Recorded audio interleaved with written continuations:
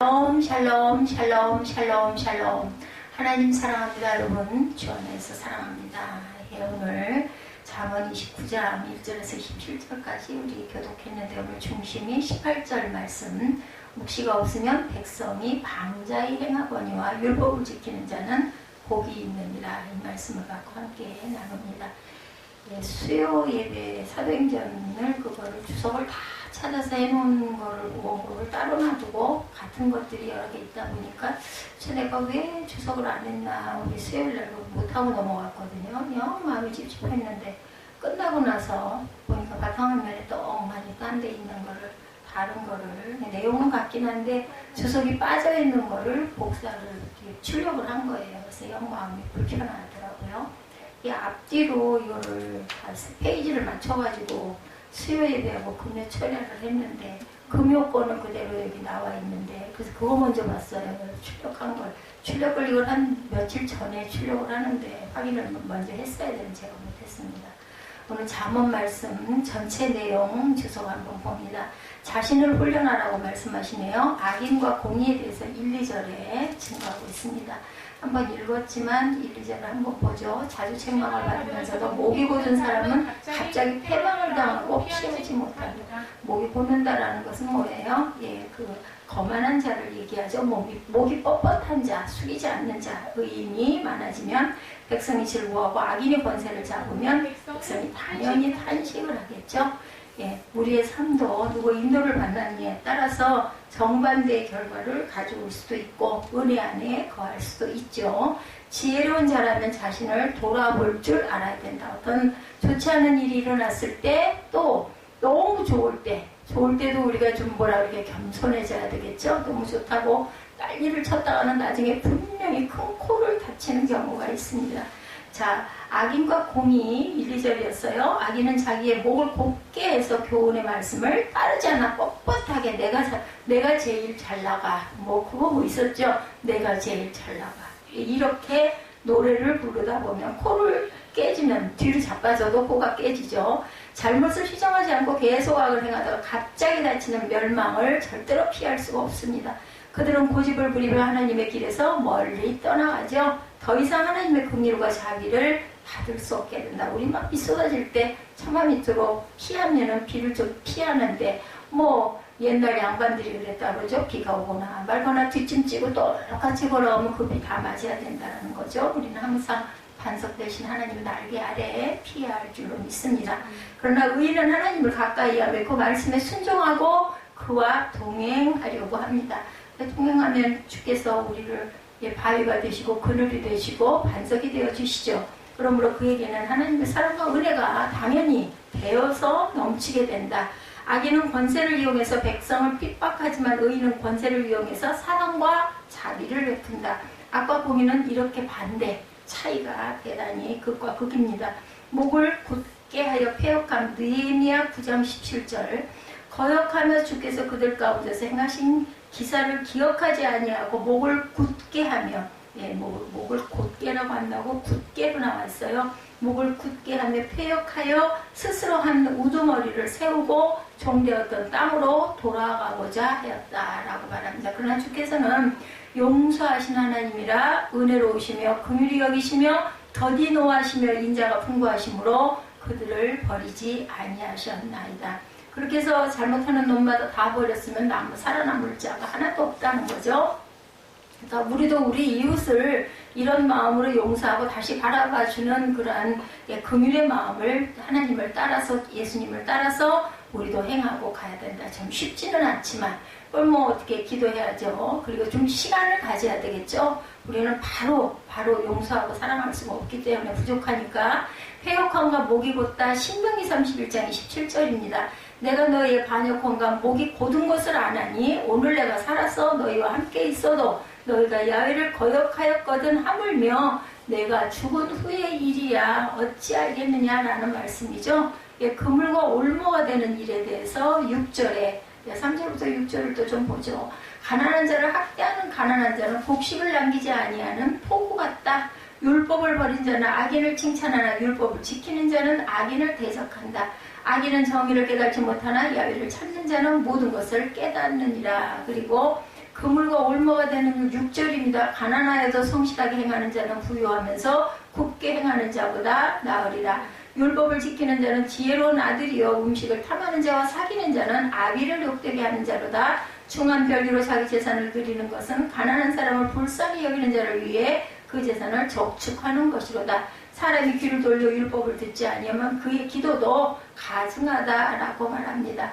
정직한 자를 악한 길로 유인하는 자는 스스로 자기 함정에 빠져도 성실한 자는 복을 받는다. 부자는 자기를 지혜롭게 여기나 가난해도 명철한 자는 자기를 살핀다라고 말하죠. 예, 이렇게 악을 행하되 반복하는 악을 행함으로 이것이 자신의 올무가 된다. 예, 악은 올무에 빠져서 멸망의 자리에서 헤어나지 못하게 된다는 거죠.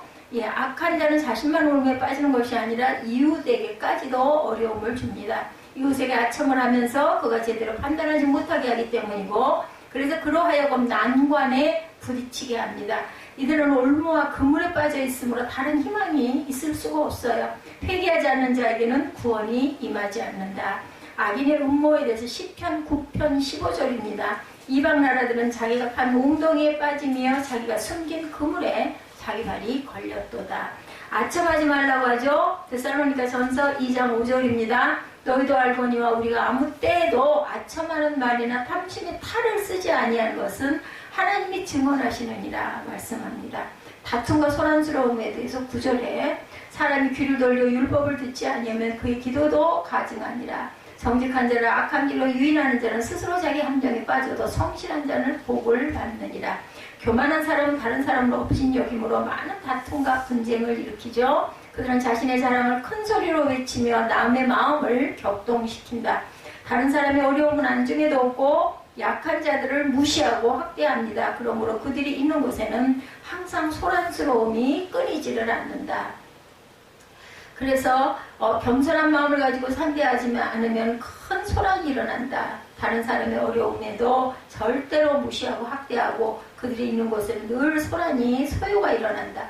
지혜로운 사람은 교만한 자들의 행실을 본받지 않으며 자신을 낮추는 훈련을 한다고 얘기하죠. 지혜로운 자는 겸손한 행동을 한다라는 거죠. 12절에 보면 의인이 득이하면 영화가 있고 악인이 일어나면 사람이 숨는다고 그래요. 자기의 죄를 숨기는 자는 형통하지 못하나 죄를 자복하고 버리는 자는 불쌍히 여김을 받는다. 항상 경외하는 자는 복되거니와 마음을 완악하게 하는 자는 어디에 재앙에 빠지리이다. 가난한 백성을 압제하는 악한 관원은 부르짖는 사자와 주린 고음 같다라고 말합니다. 주린 고음은 어때요? 포효하고 뜯어먹고 그죠? 죽이죠. 예, 지혜로운 사람은 교만한 자들의 행실을 본받지 않고 자신을 낮추는 훈련을 한다. 육체의 일, 갈라디아서 5장 19, 20절이죠. 육체의 일은 분명하니 음행과 더러운 것과 허색과 우상숭배와 주술과 원수 맺는 것과 분쟁과 시기와 분냄과 당짓는 것과 분열함과 이단과 투기와 술취함과 방탕함과 그와 같은 것들이라. 전에 너에게 경계한 것 같이 경계하는 이런 일을 하는 자들은 하나님의 나라를 유업으로 받지 못할 것이요. 서로 다툰다고 창세기 13장 7절에 그러므로 아브라함의 가축의 목자와 롯의 가축의 목자가 서로 다투고 가나안 사람과 브리스 사람도 그 땅에 거주하는지라. 그래서 결국은 아브라함과 롯이 그죠? 다른 곳으로 지정을 하면서 아브라함이 롯에게 네가 원하는 곳 가라 그랬더니 소돔과 고모라 적과 끓이는 동편을 차지하겠다 그래서 아브라함은 반대편으로 갔는데 결국은 그 성이 불타서 멸망을 당하죠. 그때 아브라함은 또 롯을 구합니다. 자신의 부하들을 데리고 318명이었죠. 데리고 가서 롯을 구해냅니다. 내 이웃을 돌아보라고 하죠. 노를 억제하라. 11절에 부자는 자기를 지혜롭게 여기나 가난한 자도 명철한 자도 자기를 살펴야 하느니라. 의인이 득의하면 큰 영화가 있고 악인이 일어나면 사람이 숨느니라. 자기 죄를 숨기는 자는 형통하지 못하나 죄를 자복하고 버리는 자는 불쌍히 여김을 받는다. 그래서 노를 억제해야 된다. 사람이 살아가면서 화를 낼 때가 많아요. 그죠? 근데 화를 내면서도 분을 이기지 못하여 날뛰는 사람이 있다. 저는 아무리 봐도 속에 뭔가 화가 쌓이면 막 퍼내야 그게 풀리더라고요. 기도로 퍼내든 찬양이 얼른 안 돼요. 저는. 그런데 입술을 한번 열어서 풀어 번에 어디든 쏟아내고 나면 그 다음에는 그냥 마음에 평화가 와요. 하나님이 주신 은혜죠. 그게 안 없어지면 병이 될 것 같아. 그게 속에 채워가지고 쌓이다 보면 이는 다른 사람으로부터 인정을 받지 못하는 결과를 가져옵니다. 화를 내고 분을 내는 것. 분을 내는 것은 다른 사람에게 피해를 주기도 하죠. 상처를 줍니다. 이웃을 사랑하는 마음으로 노를 억제하고 분을 푸는 것이 지혜로운 것이다. 화를 내어서 맛보는 순간적인 쾌감보다는 이웃을 돌보는 마음으로 이해하는 것이 더욱 즐겁고 복된 일이 될 것이다. 본인에게도 그죠? 건강에도 도움이 됩니다.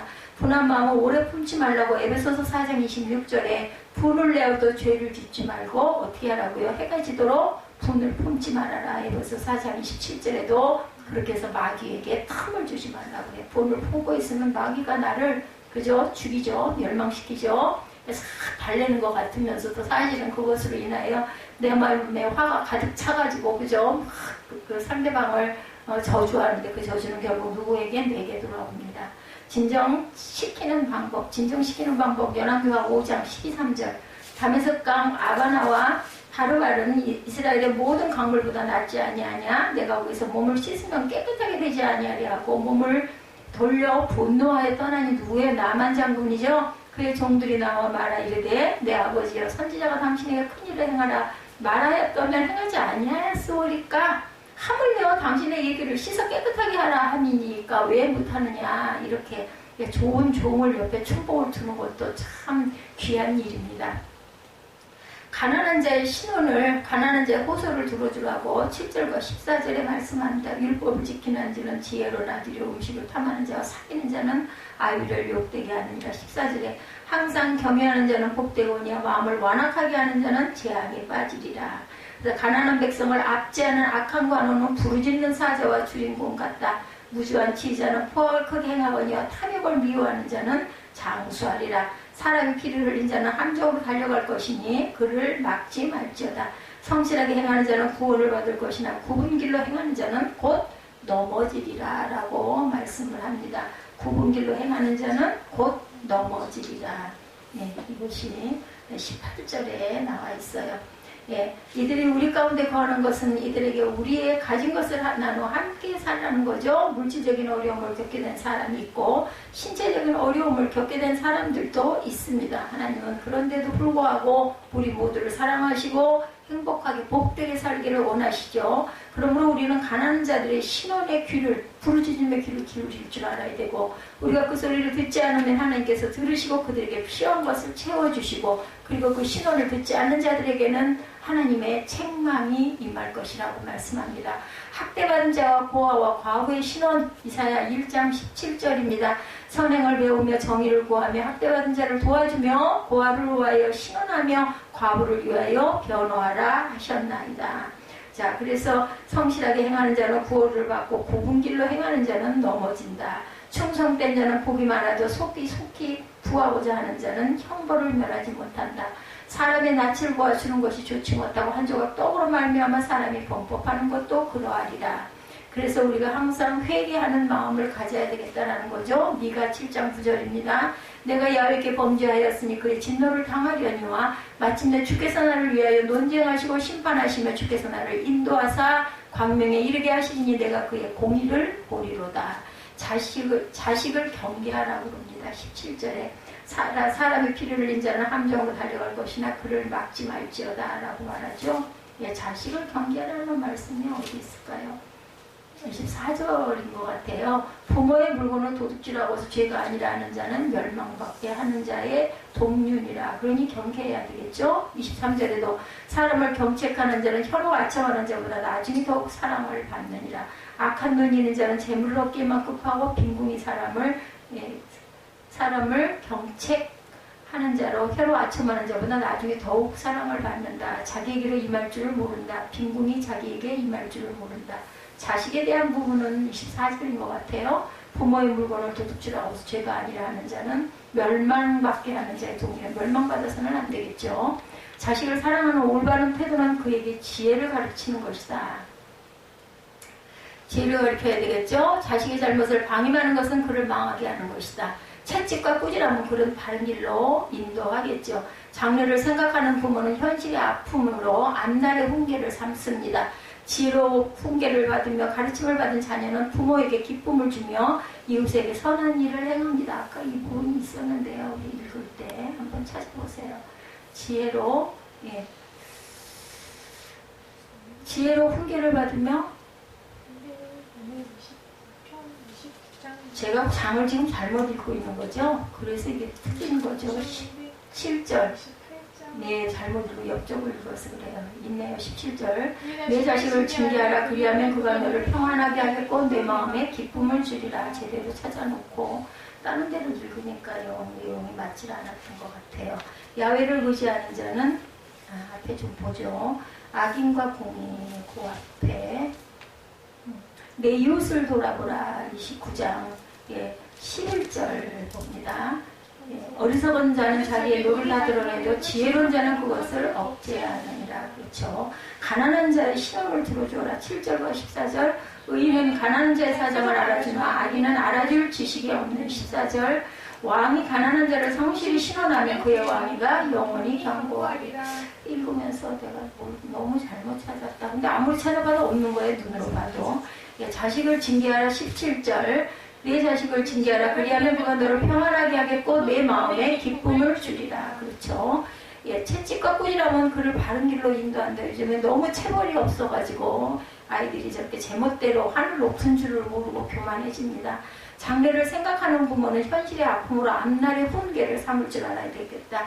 지혜로 훈계를 받으며 가르침을 받는 자녀는 부모에게 기쁨을 주며 이웃에게 선한 일을 행한다. 또 뭐가 잘못된 부분이 혹시 있었나요? 우리 보면서 그 외에 그물과 올무가 되는 일 6절 봅니다.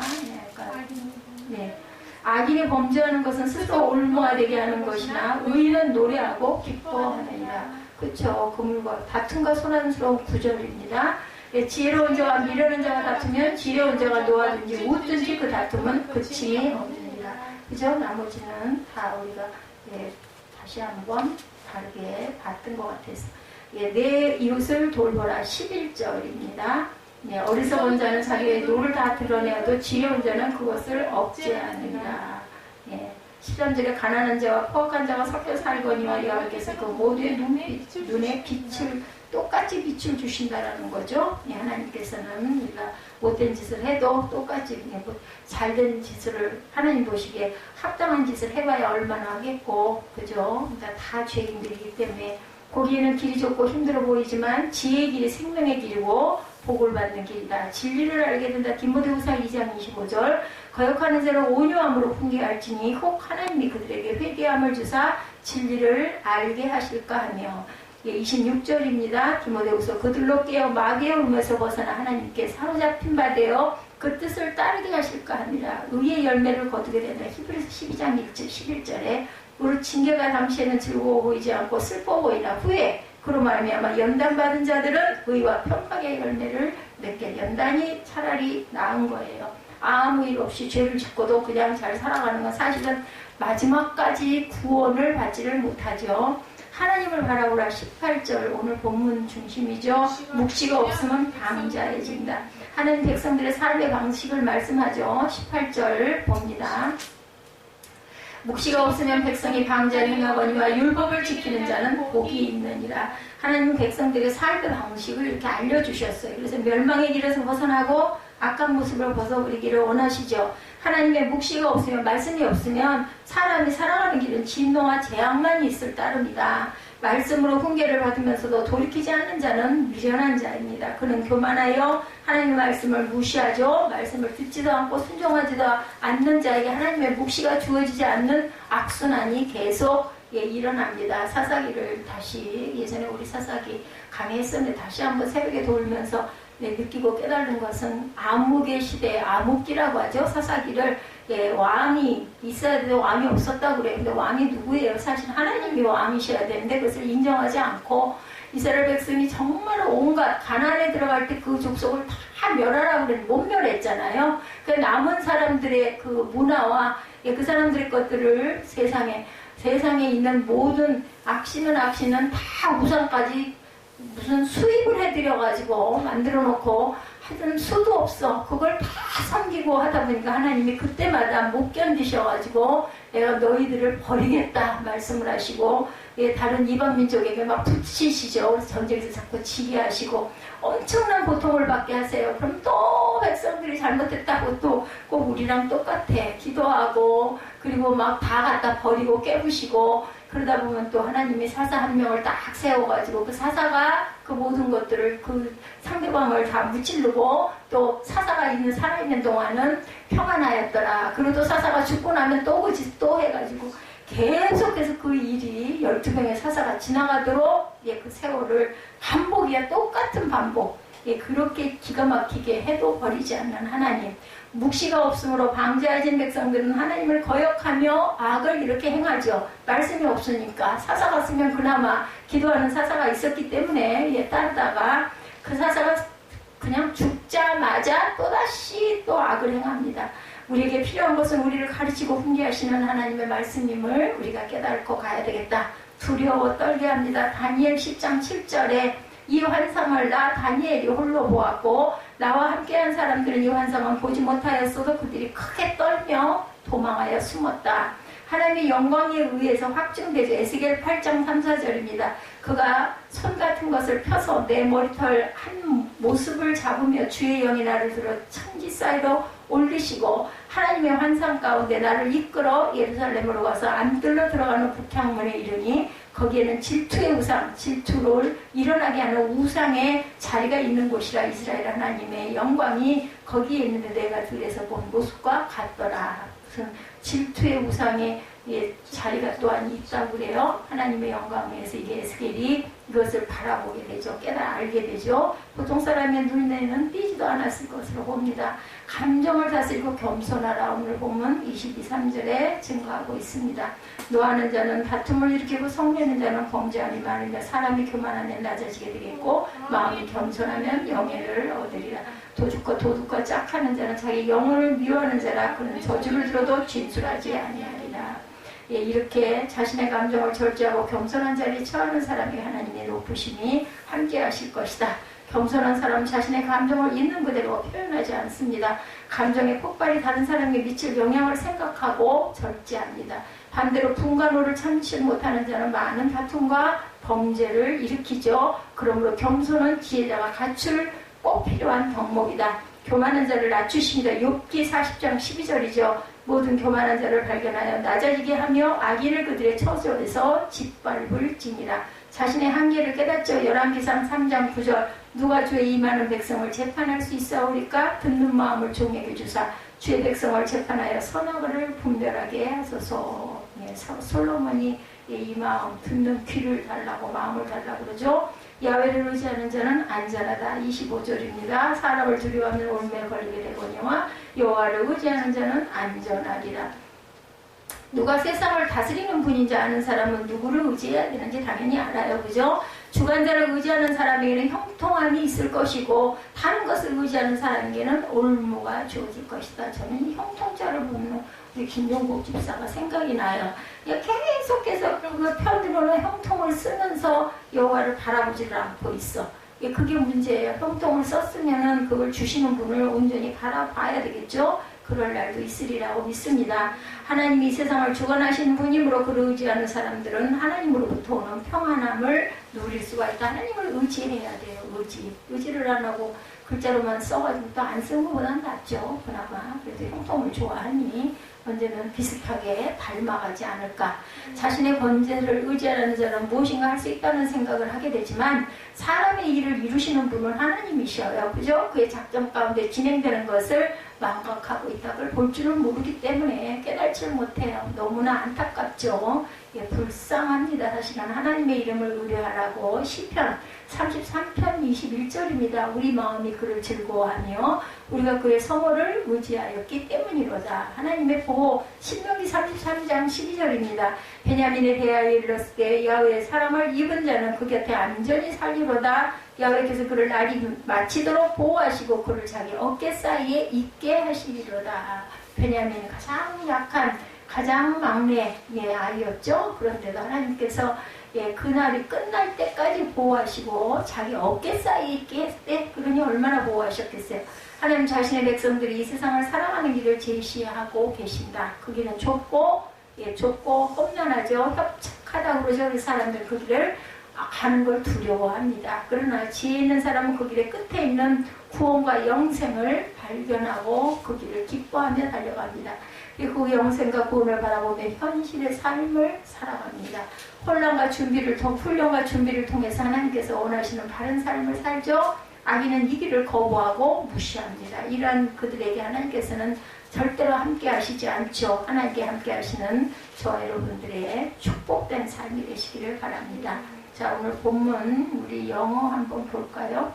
Where there is no liberation, the people cast off restraint 맞나요? restraint, but blessed is he who keeps the law. 백성이 방자행하자. 묵시가 없으면 백성이 방자행하거니와 율법을 사모하는 자는 하나님께서 지키는 자는 복이 있을 것이다 라고 말씀하죠.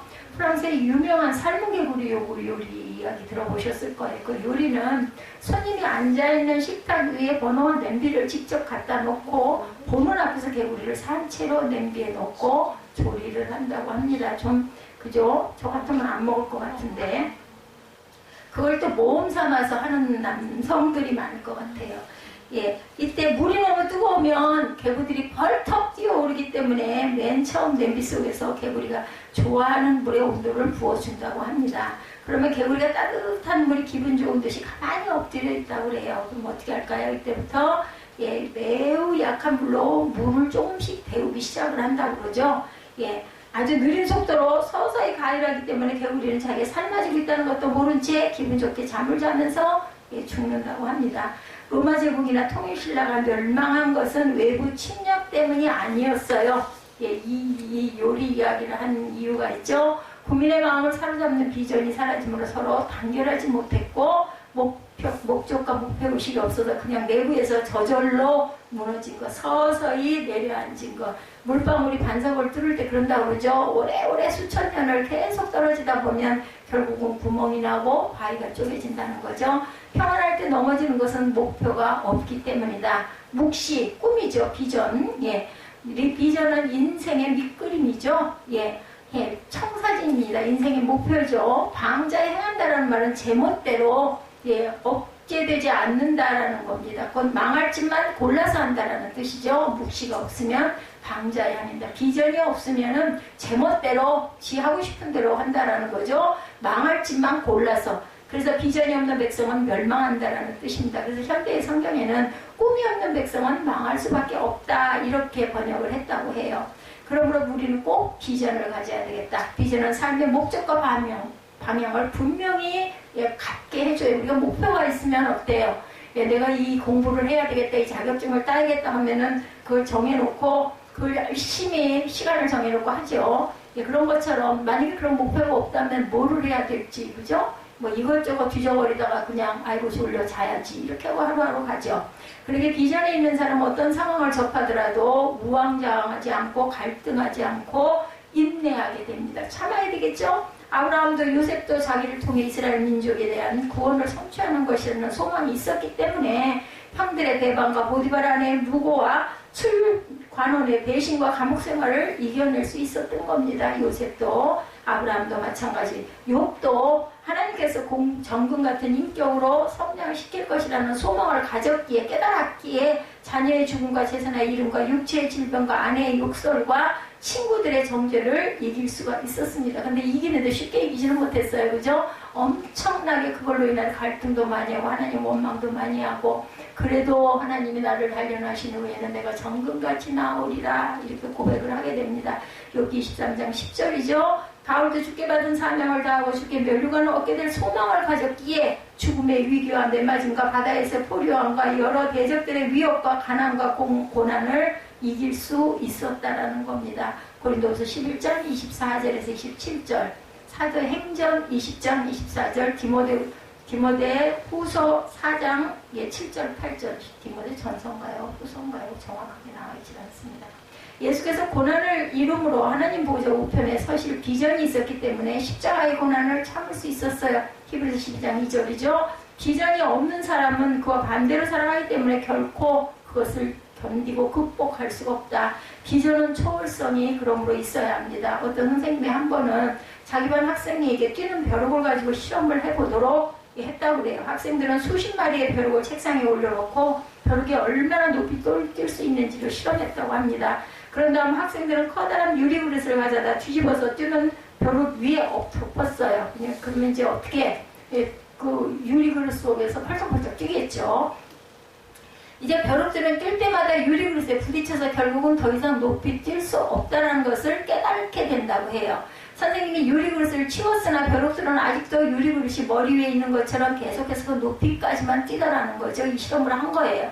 벼룩들은 그들의 한계라는 거 생각한 높이로만 뛰는 능력을 제한시키더라는 겁니다. 이 벼룩이라는 이런 조그마한 미물도. 오늘날 많은 사람들의 마음도 이와 같지는 않을까. 사람들은 마음의 뚜껑을 덮고 좀 더 높이 뛰어서 그들의 인생에서 위대한 무엇인가를 성취할 수 있다는 것을 스스로 그죠? 이게 믿지를 않으려고 해요. 그것을 왜 해? 그 고생을 왜 해? 이렇게 생각을 하는 거죠. 그냥 여기가 좋사오니 이러다 보니 그런 것 같습니다. 왜냐하면 너무 주변에 달콤한 게 많아. 제가 보기에는. 그러다 보니까 거기에 빠져가지고 뭔가 노력하고 머리 쓰고 애쓰는 걸 싫어합니다. 그래서 결과적으로 평범함 속에 자리 잡고 그냥 주저앉고 그렇게 살다 갑니다. 이것은 특별히 영적 신앙의 견지에서도 마찬가지. 사람들이 어때요? 좀 더 헌신되고 영적 헌신에 대한 좀 더 나은 신앙을 소유한 자신의 모습을 상상할 수 없을 때 그들은 평범한 신앙 상태에 머무르게 된다는 겁니다. 그러니 무슨 기적이 일어나겠어요? 그죠? 기적이 쉬우면 기적이라는 단어가 없을 거예요. 인생에서 최선의 것들을 추구하고 우리의 인생에 어떤 아름다운 꿈들을 가지고 있는지 우리 모두는 그 꿈이 우리의 일생 동안 실현되는 것을 보기를 원한다면 과연 어떻게 해야 되겠나? 꿈은 위대한 목표를 정하고 거기에 도달하도록 우리를 돕기 위해 누가 주신 선물? 하나님이 주신 선물입니다. 꿈이라는 것은, 비전이라는 것은. 그래서 비전은 일단 꿈은 크게 가져라 이런 얘기를 많이 하죠. 내 자식과 능력과 내 지식과 능력과 경험을 할 수 있는 것이 비전이 아니에요. 바라보기 우리가 이루기 어려운 것들을 바라보는 것이 소망을 갖는 것이 비전입니다. 할 수 있는 건 뭐 비전이에요. 일상에서 내가 할 수 있는 건데 아브라함의 비전이 어떤 것이었고 그것이 언제 이루어졌는지 우리는 압니다. 성경을 통해서 객관적으로 인정할 수 있는 것 보편적 진리에 속한 목표는 하나님을 향한 비전이 아닙니다. 우리 세상에서 일반적으로 통용되는 것들은 비전이 아니에요. 사람이 할 수 있는 것은 환경의 열악함을 보지 말아야 되고 나의 연약함을 보지 말아야 되고 비전을 이루기 위해서는 세 번째 하나님의 강함을 보고 다윗이 골리앗을 이긴 신앙을 기적 같은 신앙을 우리가 바라볼 줄 알아야 되겠다. 두 번째 비전은 실제성이 있어야 한다고 합니다. 비전은 미래에 대한 마음의 그림이죠. 그 그림은 미래의 지향적이고 현재보다 큰 내용을 담고 있어야 됩니다. 그리고 또한 분명해야 합니다. 그렇지 않은 목표는 허상이고 망상이고 헛된 꿈이고 이거를 분별을 잘해야 돼요. 이것이 내게 비전이 될 것인가 허상인가 꿈인가 쓸데없는 꿈인가 일장 충몽인가 망상인가. 어떤 사람은 자신의 비전을 말해보라고 하면 선교센터 짓는 것, 순교하는 것 등 이런 이야기를 합니다. 어떤 교회는 이제 개척하는 교회가 경기도에서 제일교회, 세계 제일교회 등을 짓겠다. 그것도 1년이 안 되어서 또한 그런 교회는 간판을 내리기도 합니다. 비전을 갖는 데는 적어도 세 가지 요소를 갖춰야 한다 합니다. 첫 번째, 하나님에 대한 이해가 있어야 합니다. 하나님이 어떤 분이며 어떤 뜻을 가지고 어떻게 일해 나가시는지 말씀을 통해서 우리가 깨달아야 합니다. 그럴 때 자신에 대한 하나님의 계획과 의도가 바로 느껴질 수 있다. 두 번째, 자신에 대한 이해가 있어야 됩니다. 하나님에 대한 이해, 그 다음에는 나 자신, 우리가 우리 자신을 모를 때가 너무나 많습니다. 자신이 하나님에 대해서 이해하면서 감동되고 흥분되고 열정이 생기는 부분이 무엇인지를 생각해 봐야 됩니다. 기도를 통해 자신이 신앙적으로 가장 만족해하는 분야가 어떤 것인지도 또한 검토해 봐야 합니다. 세 번째, 현실 속에서의 경험을 또한 중요시 해야 합니다. 자신에게 하나님이 어떻게 일하시는지를 확인해가는 작업이 반드시 분명히 필요합니다. 다윗이 골리앗과 싸울 때 과거의 경험을 얘기한 것을 생각해 보면 우리가 이해가 갈 겁니다. 과거부터 자신에게 어떻게 역사했는지 생각을 하죠. 그 당시에도 하나님이 동일하게 감동시키심이 있었다는 거예요. 다윗에게는. 네 번째, 공동체와 연관성을 가져야 된다. 비전의 가장 중요한 필수 조건은 하나님의 계획과 의도와 맞아야 되며 하나님의 구속계획은 항상 시대와 국가와 연관성이 있어야 되고 교회 공동체와 관계가 있어야 합니다.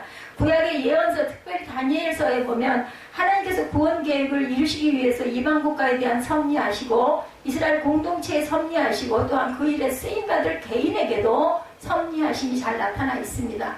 오늘날에도 세계 역사와 교회 공동체와 우리 개인의 비전은 연관성이 있습니다. 그러므로 개인과 가정의 비전을 실천할 때 그것이 하나님이 시대적으로 하시려는 일과 관계가 있는지 생각해 봐야 합니다. 그리고 그 한 부분으로 자신이 속한 지역에서 되어져야 할 일과 관계가 있는가. 내가 이 교회를 위해서 이 비전을 내가 이룸으로 인해서 교회에 어떤 귀한 영향을 끼칠 수 있는지 그것을 생각해 봐야 됩니다. 내 영광, 내 배부르게 하기 위한 그런 방편이 아니고 하나님의 나라와 영광을 위해서 내가 이것을 반드시 할 수 있는 연관성이 있는지 내가 그 정도의 그릇은 과연 될 수 있는지도 돌아봐야 되겠다.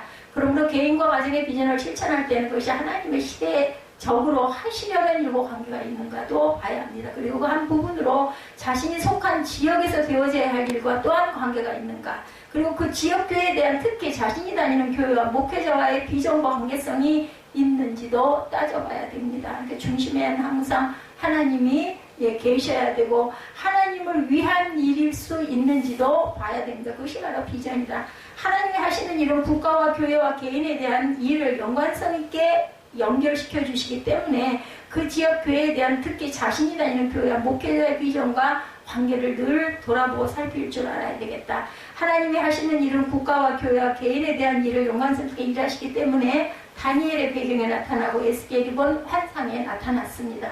요셉의 비전과 이스라엘의 비전과 애굽에 대한 경륜과 팔레스타인에 대한 섭리가 연관성을 가지고 있었죠.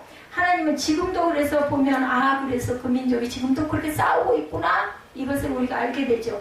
하나님은 무한하신 지혜와 능력으로 그 모든 비전을 입체적으로 그리고 완전하게 이루어 나가시죠. 하지 말라 한 것을 했을 때 이스마엘을 낳았을 때 결국은 지금도 그죠?